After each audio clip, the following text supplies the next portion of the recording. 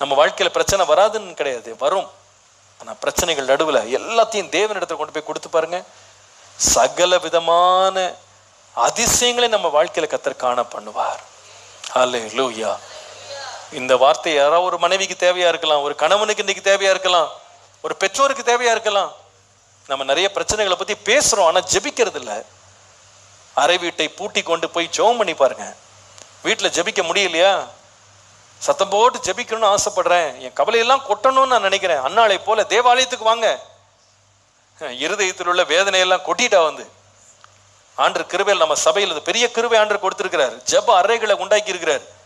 அதுல தனியா ஜெபம் பண்றதுக்கு, 2 பேரா ஜெபம் பண்றதுக்கு, 5 பேரா ஜெபம் பண்றதுக்கு, 10 பேரா ஜெபம் பண்றதுக்கு எல்லாம் அறைகள் இருக்கு. ஒரு நேரம் எடுத்துட்டு வீட்டுல இருந்தாலே பைத்தியம் பிடிக்கிற மாதிரி இருக்கு பாஸ்டர், அவ்வளோ பிரச்சனை தலைக்கு மிஞ்சி போகுது. வேலையெல்லாம் முடிச்சுட்டு கிளம்பி ஒரு 1 மணி நேரம் தேவ சமூகத்துல வந்து மன்றாடி ஜெபம் பண்ணி பாருங்க.